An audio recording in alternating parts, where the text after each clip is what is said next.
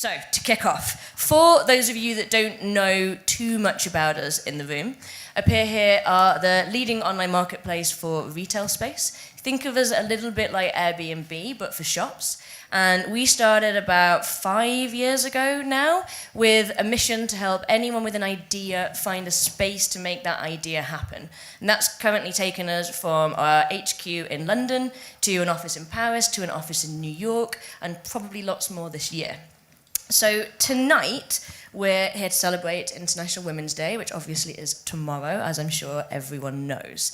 And I think a few things on this. There's huge momentum at the moment, obviously, behind kind of normalizing, equalizing that gender inequality, but there's still some pretty rubbish stats. So things like, relevant for tonight, only 1 in 5 startups in the UK are female-led. That's a kind of crazy stat. But it's also the opposite to what we're seeing at the moment. So we're really kind of trying to push against that. And at Up Here, we actually have, out of the 200,000 brands that have an idea with us, 70% of them are women. So that's just not the story that we're seeing.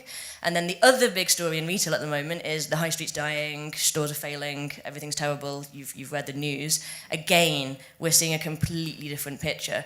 We actually launched more stores in the UK, last year, combined, than the ones that closed. And they were from independent brands, the majority were from women, and that's just from our marketplace. So it's a completely different story that we're hearing there. So we're entirely confident that the future of the high street is going to be more diverse than ever, and we're really excited by it.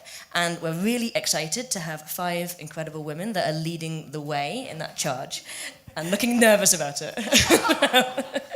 And they're going to talk about their story, share some advice on that. Before we kick off into introductions, just a bit of housekeeping. If you have questions at any point, please feel free to put your hand up. It literally never happens, but you could be the first person to do it during the talk.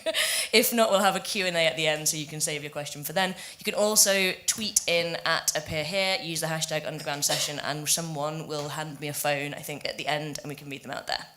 Our charity partner for today is the Young Women's Trust, and they help young women who are on low or no pay and support them. So it's a great charity that we're helping out there. So, to kick off with, where should we go? Molly. So, Molly, co-founder of Desmond and Dempsey, which is a luxury pajama brand that if you don't own it, I'm sure you'll have heard of it, seen it on Instagram. Back in 2014, I think it was, Molly quit her job at Courier to launch, kind of. Went part-time at her job at Courier to launch the perfect pajama brand with her then fiancé Joel. I probably should say that you're married now, nothing terrible happened. It's all okay, it's okay. And then 4 or 5 years later, you're killing it. You're stocked in Selfridges, Fortnum and Mason, Bergdorf Goodman, Mr. Porter, Liberty. You've got your own store in Covent Garden. Well done to you, fantastic, amazing. I love the story of where the brand came from. In a few sentences, if you can just tell everyone that. We had Molly at an internal event a couple of months ago, I guess it was, and I was like, I love the story, Molly. Tell the story, share the story, and you really shared the story. So the short of a long story is Joel and I met and did long distance for 2 years, and then I moved over to the UK, moved in with him and his mates, and Jolie is like a big 6'4", proper he's got a very posh accent. Anyway, he's like, and I would wear these frilly 90s. He was like, enough frilly 90s, you can't wear those. So I would wear his shirts all the time and thought I was so Sienna Miller, in, what movie is it in? You know that movie? Yeah, Alfie. I thought I was looking so chic, blah, blah, blah. Joel is really proper, irons every single thing. Irons his shirt, irons his jocks, ridiculous. And would get cranky that I would spill bits and bobs on his shirt and would spend all day Sunday on them, and on Monday he would have nothing to wear. So he was like, enough, you can't wear my shirts anymore. We're going to get you pajamas. And we went to Selfridges to get PJs, and there was luxy, gorgeous, beautiful silk, 400 quid, and Joel was like, the dry cleaning bills. No, we're not doing that.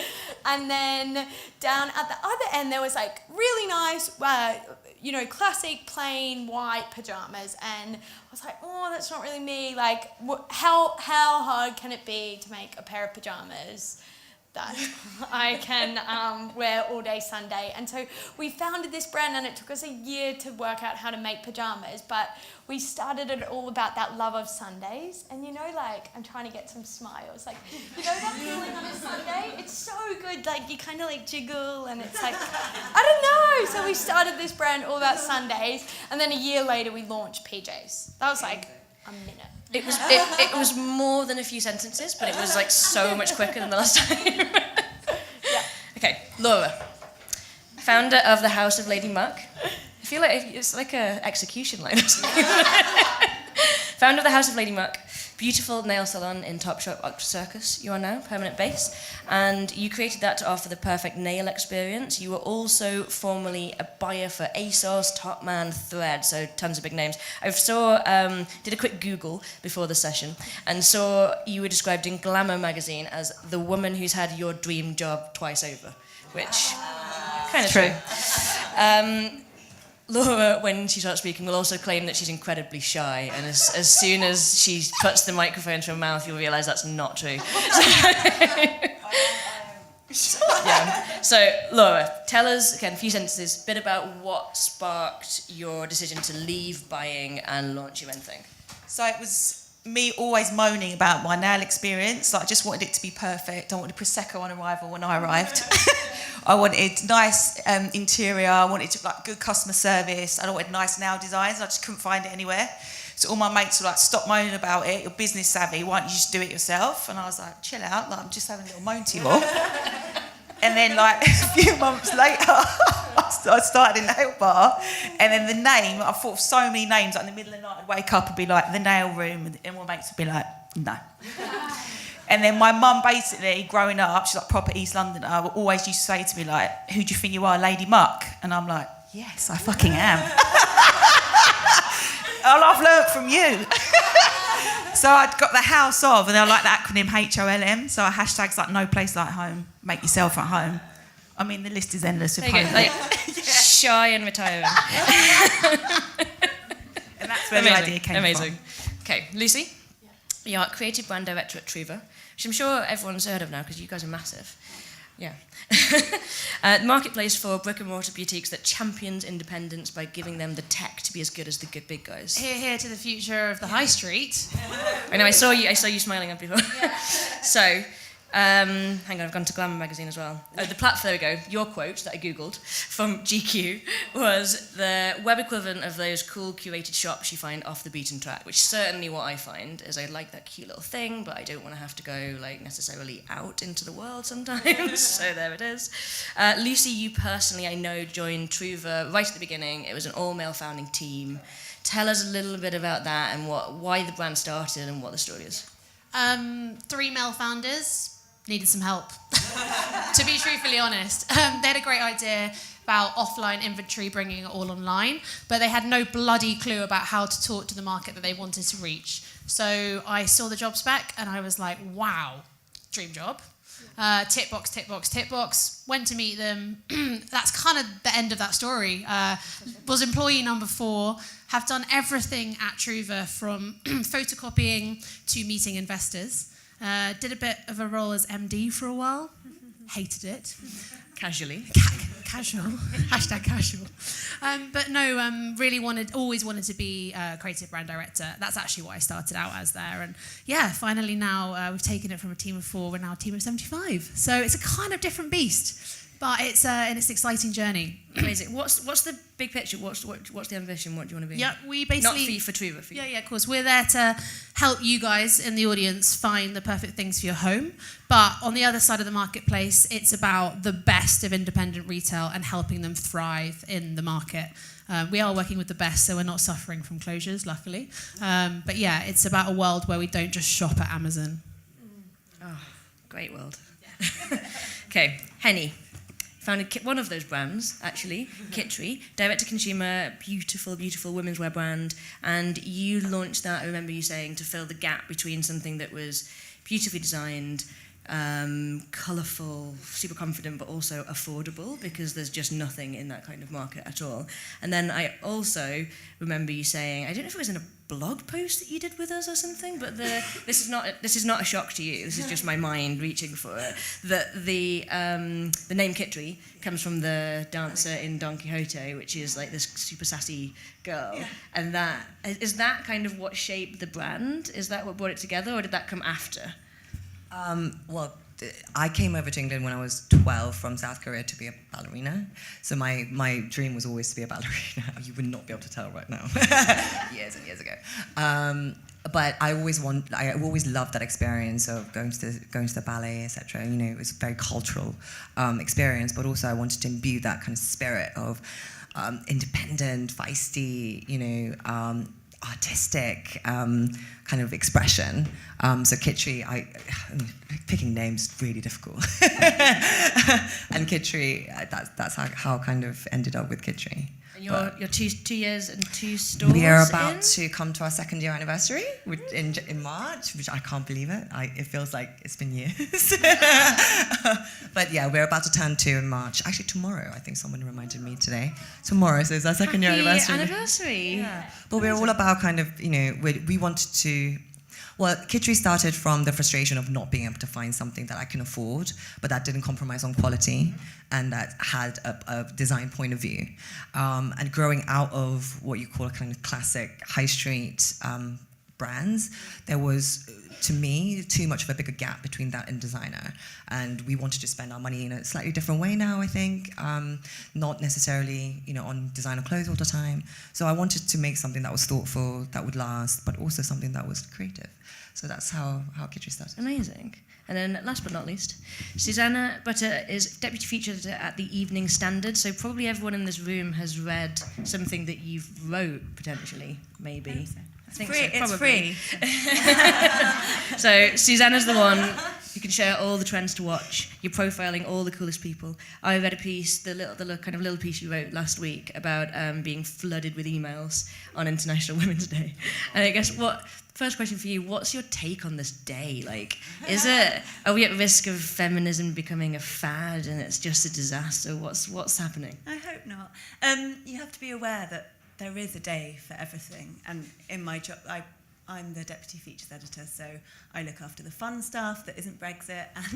And that means, and I get it, I get that having a day is a way to make something happen, but then you get to a point where it's like on one day it's like cupcake day and hot dog day and empowerment day, and it becomes a bit meaningless. And I suppose if you're flooded with so much and you have to find the best thing, you want to do it for a reason. And obviously International Women's Day is an amazing thing, and it's drawing attention to so many great things, and it's quite complicated, because on the one hand it's brilliant that it is something that brands want to align themselves with, but on the other hand I think customers are clever, they can see through it. If it's a brand saying I'm a feminist but then the t-shirts are made in a sweatshop, then that doesn't quite align. Or so I just think don't patronise the audience, really.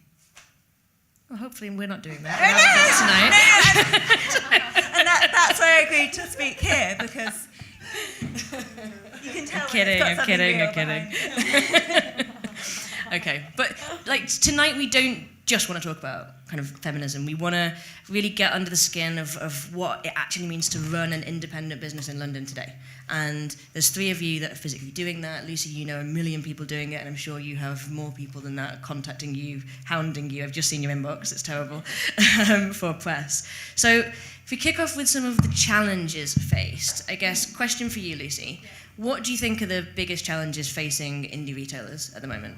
God, that's the worst question to start with, because you know it's the dreaded B word.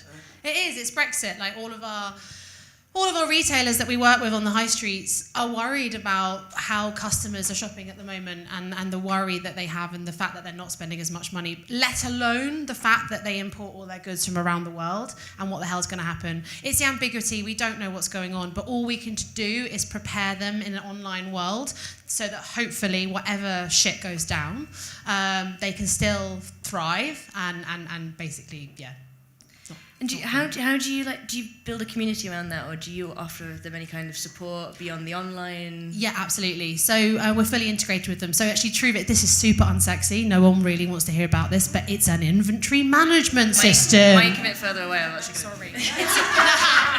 It's an inventory management system. It's for the second time, which basically means that they can have full awareness of all where their stock is at any one point, which is really important for online. But what we do for them is we help them with business rates. We help them with negotiating the rents on the high street. There's a mid-range that you've just not got missing it. entirely. Oh, is that better? Thank you. And everything from hosting events where they can all come together. So there's 750 of them at the moment in the community, and so it's amazing to get them all together in a room and for them to share stories and basically make friends. We can also, a bit more on the dry side, because you've got power by economy. So, for instance, we handle all the shipping for them for their online orders. So we can get them much better rates than if they were to go to UPS and ask themselves. So it's not just the, hey, we help you with online. It's everything. And the original vision was all around offline to online. So, offline is, without them, we actually don't have Trouva. There you go. High Street's not dead again. It's not dying. Suzanne, you can't talk about Brexit, so the challenge is what you said. You're not allowed to write about Brexit. No, we write so about you. Brexit every day, but we need to write about it in a fun way. So still pick it So up. avoiding Brexit levity. and looking at other challenges, what do you think are the biggest things you're seeing?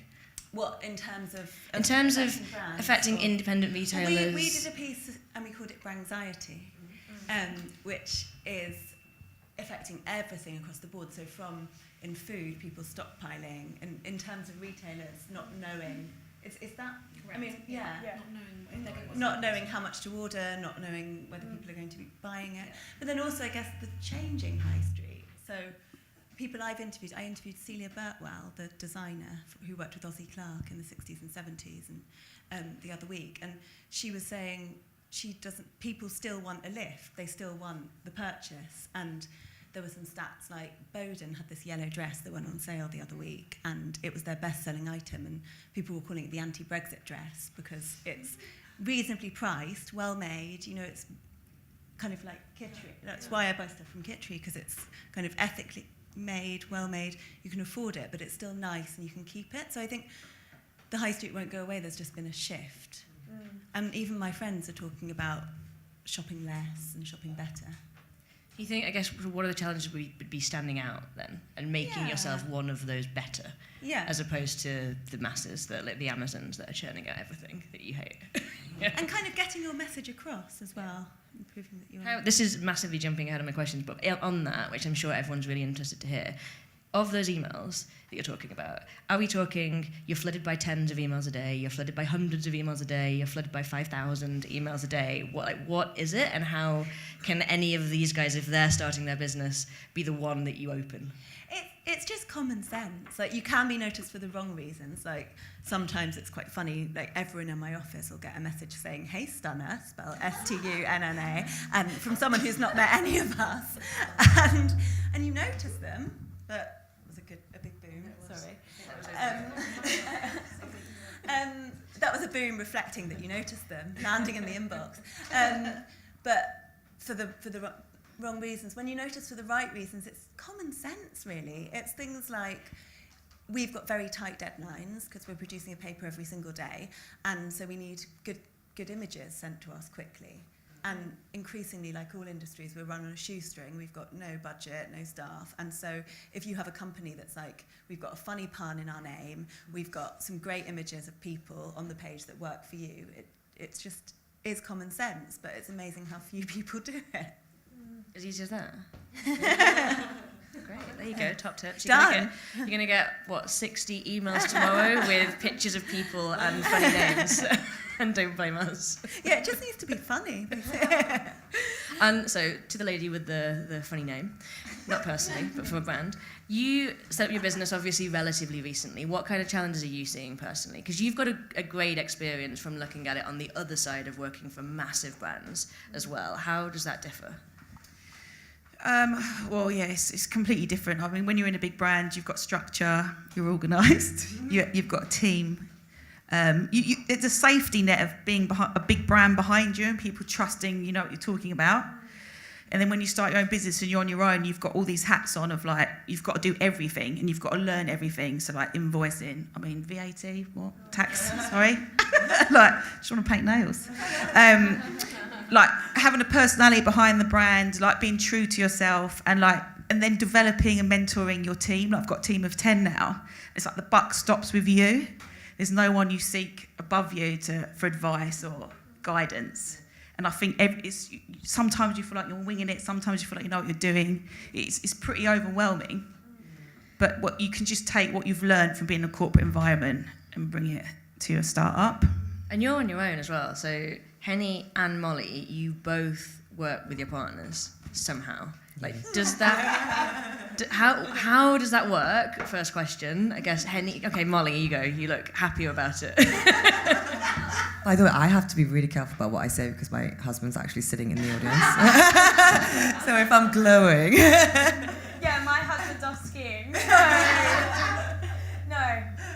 Sorry. I'm like, without sounding corny, I'm like...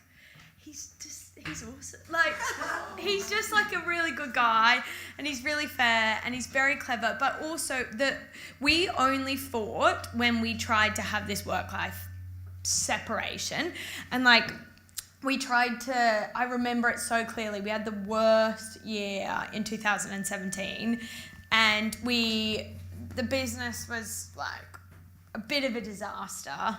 Not a disaster, the factory, like same old story, I won't bore everyone. Factory didn't deliver the pyjamas before Christmas, which is kind of a, a bit of a thing. Anyway, we were like, let's have work-life balance. And we really tried to and we'd sit at the dinner table. And when you're starting a business, we were packing the pajamas to 2 a.m. every morning.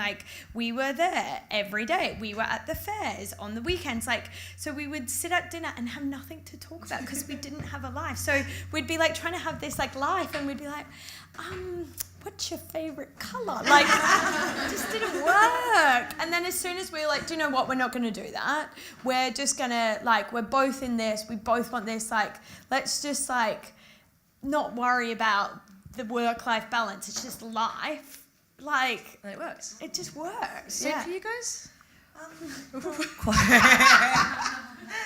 No, we're in a, I'm not going to look at him because that's really weird. But I always say this, I always wanted to, I always knew that when I was ready to start my own business, my partner would have to be involved.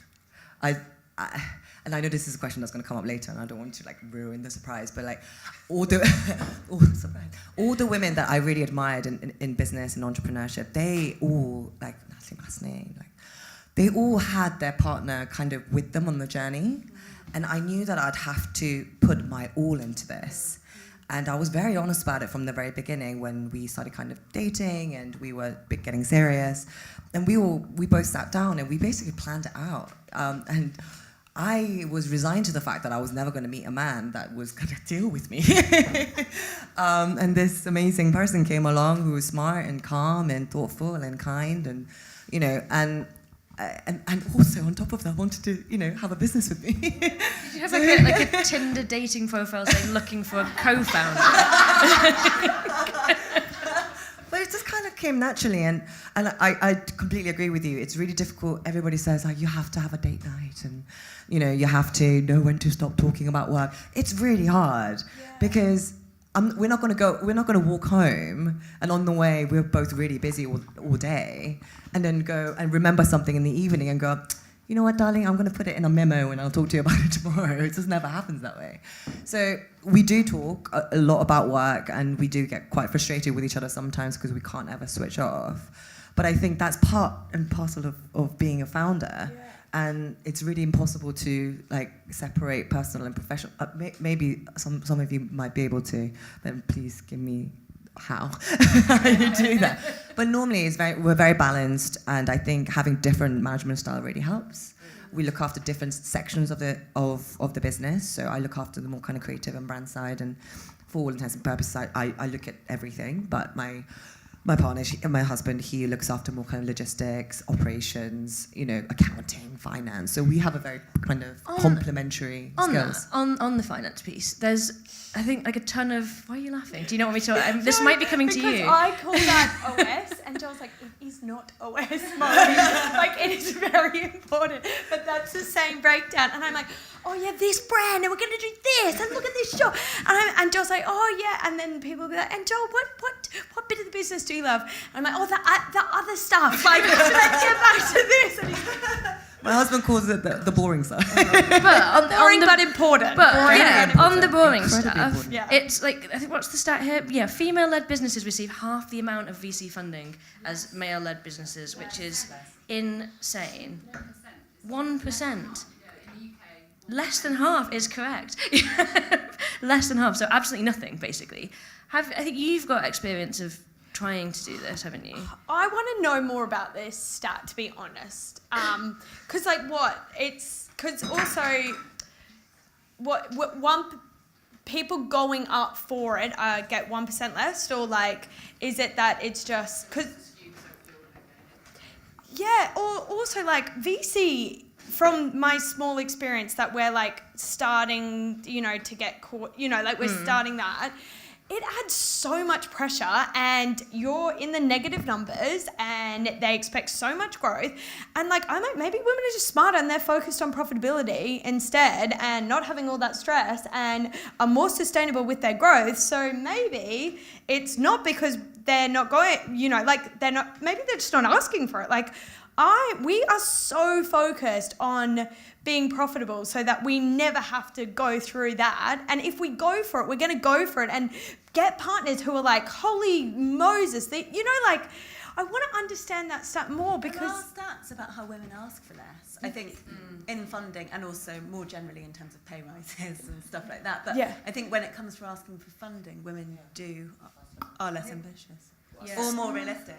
What's the stats on the VC side? What men versus women? It's disgusting. 1%. I actually thought it was Work 1%. at the VCs. 1% of women Yes. worked at VCs. I don't know what this is. It's slightly more Horrifically women that actually get the bad. funding, but it's 1% that work there. But see, it's so funny because all the VCs I've seen recently, everyone, I don't know if they just have read about me, but they've all been in the woman. But that's probably because you're going to VCs that interest you where there are women. You're right. I have a very different experience. Lucy is like the queen of Lucy. stats, so I'm not even going to go up against this. But it's just We were looking at. I was looking for today. I was interested in how many women versus men work at Trouva, because I actually never pulled that stat before, and it's actually quite cool in like an overarching way. Mm-hmm. We have 64% women, which is quite good for a technology startup VC backed. Obviously, it's retail and the target customer is women, so you'd expect it to be that way. When you get to the leadership team, it's just under 50% women, but by God, have we really, really pushed hard to get that. On the board, guess how many women there are? Zero. Absolutely. There's one, and she's on maternity leave. So we have 0 women on the board, and we're aware of that, and we are trying to do shit about that. But it's not easy. We recently wanted to hire a new chair, and I'm saying chair because everyone says chairman, but it's chair. And what we wanted was a woman who had been a CEO in a retail or a tech company. Now, as a chair, you normally have progressed through your career. You've normally done your stuff. That made our search go from 20 when we were looking at men and women to 2. And neither of them wanted to do it, right?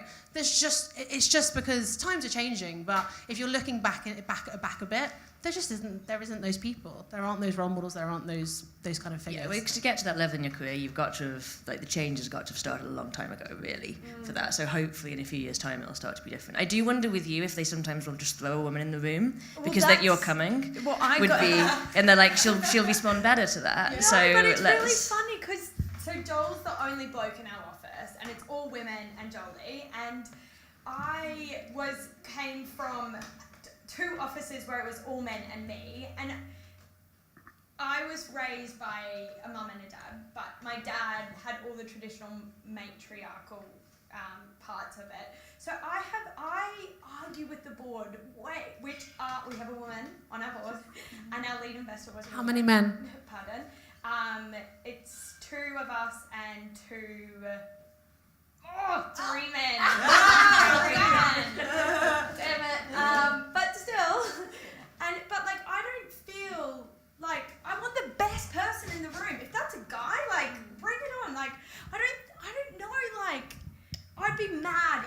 I was going in there and they were putting all the women in the room. And like...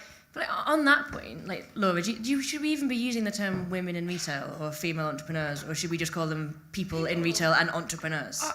I think I come from a different stance because my fashion background was menswear, so I was just around men all the time, and I didn't see myself as I'm a woman in a man's world. I was like, I don't give a fuck. If you're a man and I'm a woman, I'm going to get there before you. And I was taught from a young age, like, men will say they're ready for promotion before they're ready, and they'll just do it, whereas women take time and think, oh, I'm not quite ready, I need to know. But then I learned that from a young age. I was like, no, I'm going to start blagging like these men are. I'm going to get in those positions, I'm going to deliver. Luckily, it paid off. What was it? Because, I mean, the company you were at was Topshop Topman. Yeah. And, like, given things that have come out in the news recently, what was it like to work there? Did you...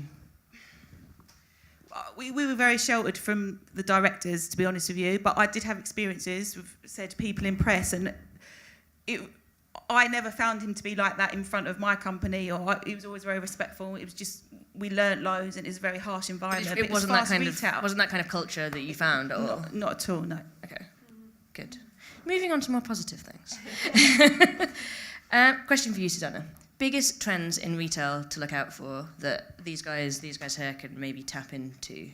What's happening? It's kind of a two-way thing, because you've got to tell us. We've been talking a lot about the seasonal clothes changing. Is that something you found? Yeah. So kind of no longer like spring, summer, autumn, winter, just perennials. And also ages, kind of less, like, I think if you're 40 or 50 now, that's not old, you're still shopping at Topshop, you're still getting your nails done. So kind of evening out and eco-conscious, no plastic. Anyone have any others or completely agree with that? Very succinct analysis. Yeah? I think from a fashion retail perspective, I think that's absolutely right. We're seeing that across the board. We're generally finding that our customers want to engage with you more on a more personal level. It's very much they want to throw their weight behind loyalty, and they want to actually believe in you and feel that connection with the brand. Whereas before, I think a lot of us, we just kind of, it doesn't really matter where it comes from. I'm just going to find a nice thing and buy it and wear it.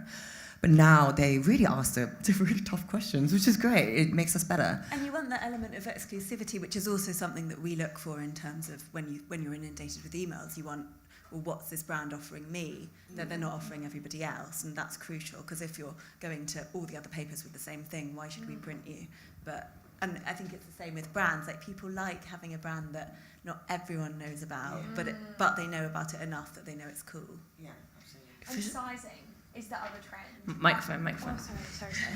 Sizing is the other thing that we're doing, like really pushing out our sizes to be more inclusive. And I think that's, from what I've read, it should be having its common sense that it's happening, but like it's more of an expectation from customers now, which I think is a really good thing. What about gender? So we've just can't we just de-gender? We've just actually made all of our prints for next season's collection. There's no men's and women's. It's just all incredible. Yeah, and we had a guy in the other day in the little pop-up, and he was like rocking the girls stuff, like so cool. So we've already gone towards it, but we've cut it off for spring, summer 20. Yeah. But sizing's a big one, I think. So, and these kind of things obviously help you to shout about that to your community, build that. I remember a quote from you that I saw somewhere, Haeni, saying you felt like working for or having an online business was like screaming into a void. And there's I say that quite often. As in, no one's listening to me, no one cares what I'm doing. Like, what do you think is the best thing, like this maybe the single best thing that you've done that's helped to really build your audience and get that reach? Oh my God, I don't think there's any like singular event that I can point to. I wish there was. Yeah, I wish too. I don't think there was ever like a singular event. I think it's an accumulation, because trust takes time to build. And being a completely new brand, we only started in March 2017 onto a scene that is highly competitive, probably very saturated. And these days, digital advertising, you're just inundated with images and new brands all the time from across the globe. So why should they pay you attention? I think it was multiple multiple different things that we have done as a brand. We always think customer first. We're never about kind of dictating what we think that they should get. So it's very much about listening to them, hearing their thoughts, and almost, in our first pop-up shop, we did this thing where we had a future collection kind of up there, and they were able to vote for what they wanted in the next collection. We also held a variety of different events we actually figured out the other day that we did 7 pop-ups last year, which is crazy, in the last 2 years.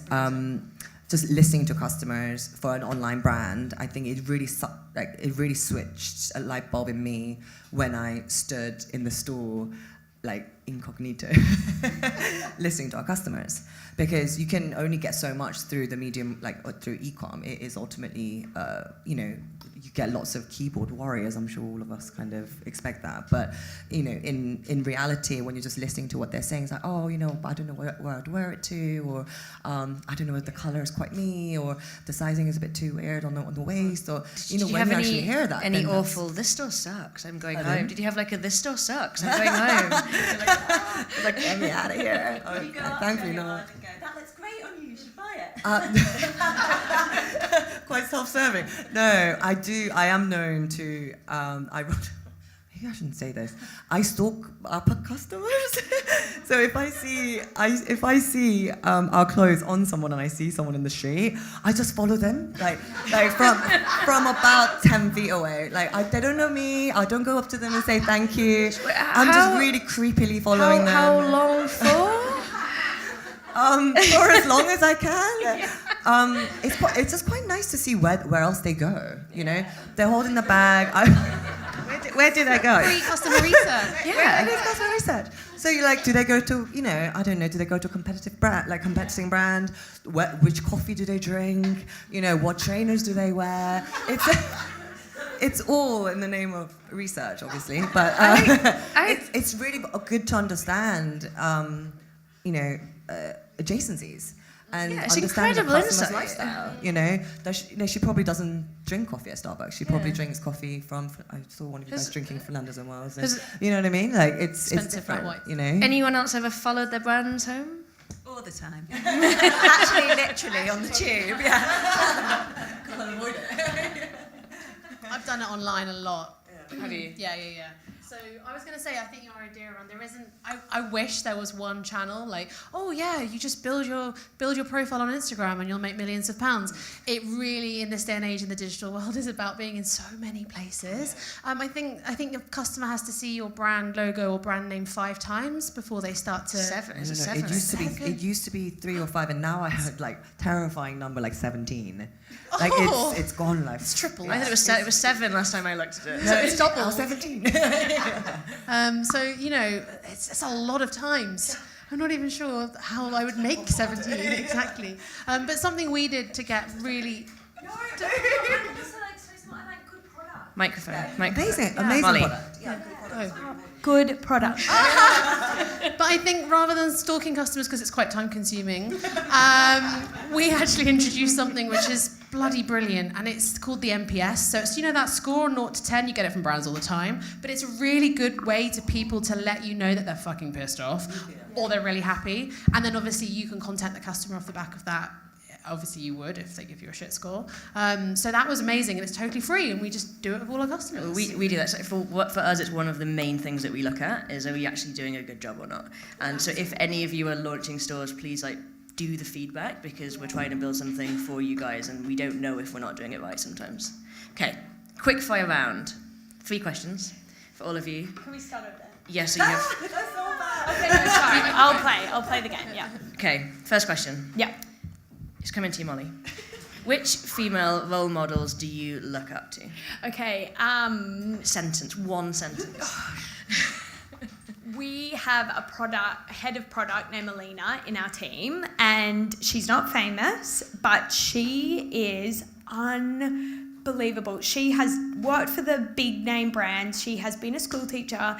She is nurturing our team and Joel and I, and doing this amazing job, and nurturing our factories, and making our company sustain. But she just is so calm and kind, and I'm so in love with her. And I just want to be her. She'll one sentence, Alina. Laura.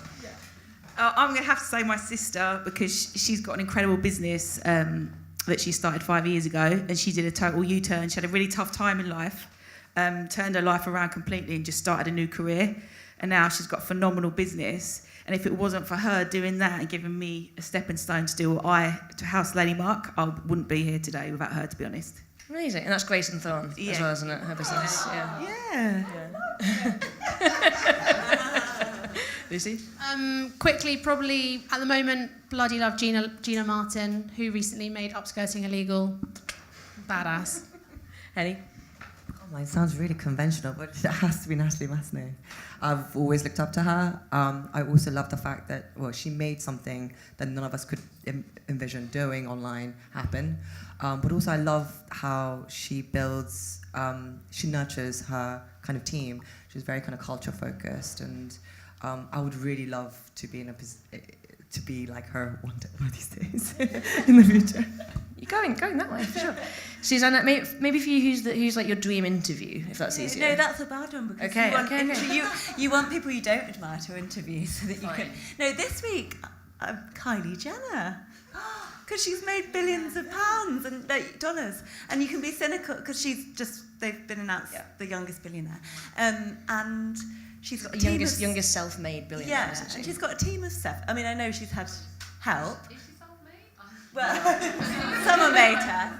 No, I mean, it's slightly tongue-in-cheek and topical, but at a base level, she's young. She's loaded, so that helps. But she's got a very small business, and she's made a huge impact. Kind of done very cleverly. Okay, next question. We're not being very speedy. Sorry, that was too long. It's my fault. Okay, what is your best advice on how to get ahead in the retail industry? Really, really good product. I think with really good product. Perfect, Laura. I'd say knowledge is power. You'll never know it all. Just keep learning and challenging yourself. Awesome. Make sure you stand out from the crowd. Awesome. Oh, God. Believe in your vision. Clear messaging. Perfect for you as well, yeah, there you go. Okay, final question from me, and then I'm going to go to a few questions from the audience if we've got time. Alice, yes, kind of a little bit of time. Okay, Molly, you ready? Yeah. Complete the sentence. Mm-hmm. A great idea is what? Something that makes you dance with excitement. You know in your tummy when you feel it in your belly and you're like, oh, this is so good. That's a good idea. Amazing. Laura? Oh God. I don't know. Something it evokes some sort of emotion in you and challenges you. And if someone says to you actually that is missing and we do need that, and it makes me feel something. It's only a good idea if you do something with it. Yes. And that's Love for all the that. women in the room. If you've got a good idea, don't let someone else do it. Have the confidence to go and do it yourself. Yes. Is that on brand as well? That's so perfect. I'll give you £10 later.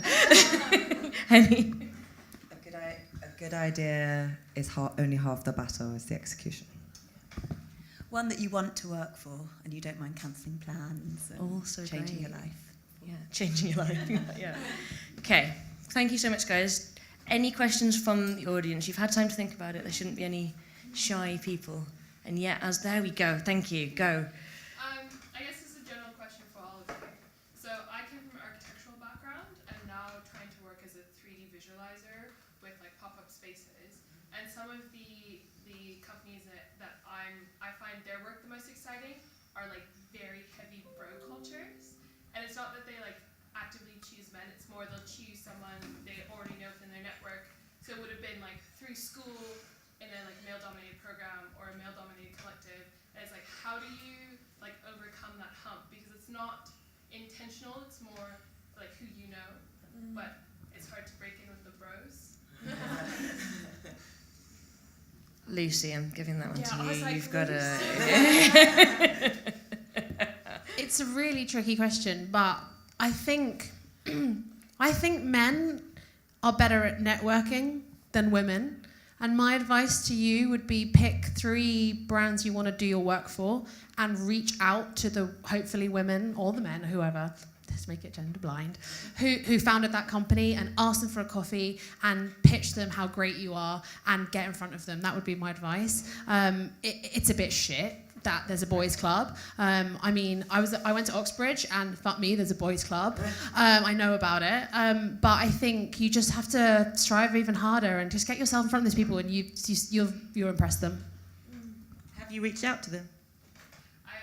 One of my friends said that I treat LinkedIn like Tinder. Have you reached out to them on social media, not just LinkedIn, like Instagram? And then trying to figure out what their email address might be. Yeah.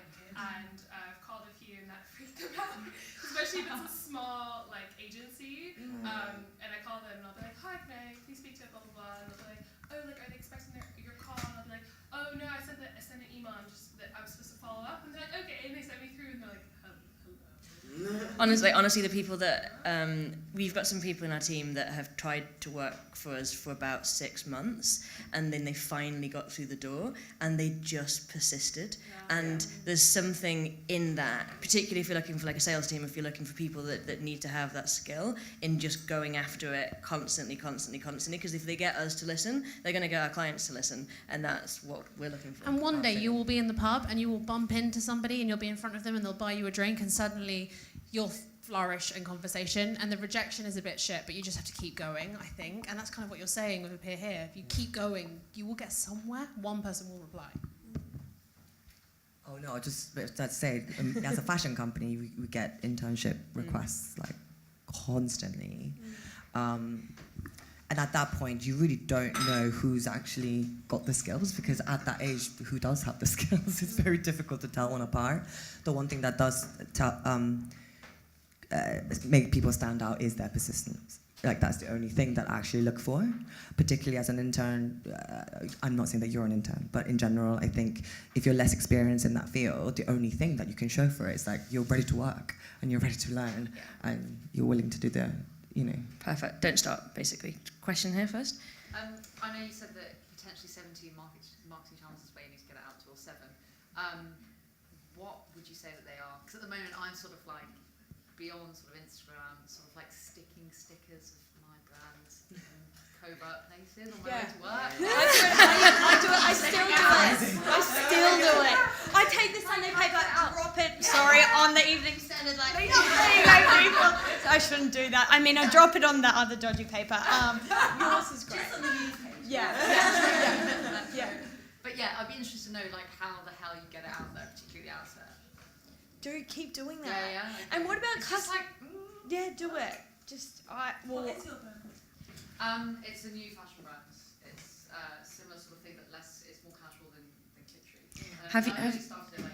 Have you considered this thing called a pop-up shop? With no marketing, with no budget, it's a bit. Maybe potentially. I actually did apply for the competition, but it was sort of on a whim. So maybe challenge. We do small things as well, though, so which people don't always know, which we do kind of curated markets and curated stores that we run. And so I think some of the people here, I think Marina, if you can grab her after, make sure to speak to her, because she's curating that for us. And they're smaller opportunities to kind of start off without much budget. Okay, that sounds great. My other tip would be email is gold. Okay. Email addresses. Yeah. For us, what got us off when we had no budget was press, though. And it was really interesting. It wasn't just about press, it was about because it's free, and Joel comes from we both came from a direct marketing background. So we were paid social is gold, and actually press is free. And if you do it well and you care, but you have to, you would be better, concise emails. But I would look at the person who I was contacting's what they wore and be like, hey, I think you'll like this print because you like this one, and maybe this is it. And it's free, and it's not just and wholesale. I get the beta, and we started out being direct, but actually wholesale is for us has been a really good, and it's only 20% of our business. But it's brand recognition. It builds brand trust. We were in we got in one press article, Selfridges, Fortnum's, Bergdorf's, and Neiman's were hey, can we see this? And once you're in a couple, it's kind of you get in a couple more. It's interesting. It's only 20%. So I was going to say because you just can't. It's 20% and it helps you cash flow. Banks actually eventually loan you money against your wholesale orders, but they won't loan you money against your e-com orders. Yeah. It's hilarious. Well, we're direct to consumer, predominantly we're digital first, but again, we have found the same thing. We're very strategic about our wholesale partnerships, and we are now stocked in Selfridges, and we're also online in Harvey Nichols, but we're very careful about building our brand. It was never my intention to have 200 wholesale accounts, because then you start losing what is special about you. You have to like please everyone and got all the traditional timelines, and it can ruin you. So I come from like a wholesale background, so I knew what I didn't want to be. But at the same time, direct to consumer is really hard, particularly if you start from no like a real big name behind you. Like nobody knows who I am, you know. So nobody's gonna pay attention to that, particularly if you don't have tons of money to put behind digital marketing. We were chatting earlier about going to wholesale and that you have to sort of conform to like seasons, and maybe that's not what your brand's about. Particularly for me, that's not what I want. And if you get the press, the wholesalers come to, well, in my experience, come to you a bit. So like go spend your time doing the press stuff. And then like we corporate orders. So like what's really cool is for us, like beauty brands, but we don't do any gifting. Like these influencers. It is what it is. I don't get it. Anyway, but beauty brands buy our pajamas, and when we were first starting, like Christian Dior bought 180 sets to give, so it was our first year, and they're like, because the brand looked bigger than it was, I think. And they're like, do you, is it too, this was in January, like, is it too late to put a Christmas corporate order through? And I was like, Christmas no. But like it's all from press. It was all from that one article. Like really give it your energy and your time, and like it does still have that credit, especially good press. Like it's basically just try and like hound Suzanne. Oh, you know what? Just one last thing. Selfridges came to us on the back of our first pop-up shop. I'll just give you that. Thank you. I remember that story though. It's great. Question. So I'd love to know your lessons around scaling your business or hiring people. So, when you don't have a budget or you're tight on budgets, it's a big decision, but I can see maybe it going both ways of should have done it earlier, waited too long, or, the opposite, hired too soon. Just love to know your thoughts on that. Well, Lisa, you've been an MD, so... Fire fast and hire slow. When you know someone's wrong, you get rid of them as quickly as possible. Even if you keep telling yourself, oh no, it could get better, it's not going to get better. 100%. Sorry, I was just talking about this. I feel it's... Agreed. And hire slow, because if you get the wrong person, it's very difficult to get rid of them. How do we find them? A lot of LinkedIn. We use LinkedIn a lot to literally do searches and then approach people. So a little bit like we were talking about earlier, we approach tons and tons of people and have conversations with them. Recruiters are extortionately expensive, and I don't advise it. We use them very, very rarely. And then within your company, you're going to find their friends are the best people. Okay, something with that OS that you were talking about. Oh, yeah, sorry. I just don't want to do. I totally understand what you mean. I think that's people okay management. to hire someone to do that shit. Because if it makes you productive and you have to worry about it and you're being more innovative, that's okay if it makes your life easier. Don't feel bad about it. Because I haven't done that and it's overwhelming. I should have done it months ago. So that's my next thing to do. Because it's really important.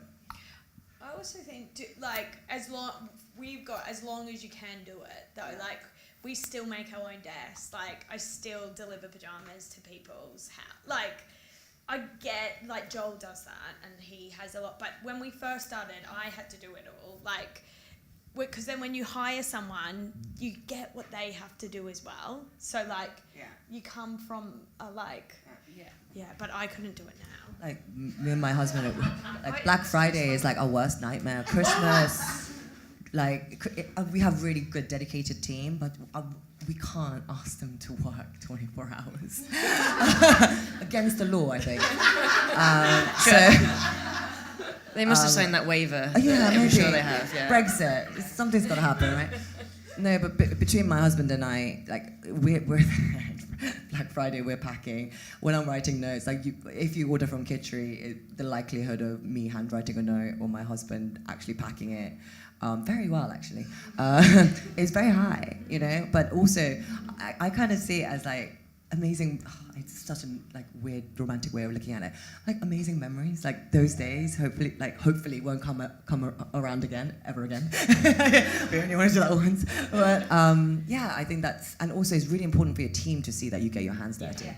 Otherwise, it just becomes a company of divas, and it just that just doesn't. Yeah, it doesn't make sense. Any final questions? Yeah, at the back. When your mood is kind of fading, I guess, then things are really hard. What do you do to kickstart that enthusiasm again? Drink.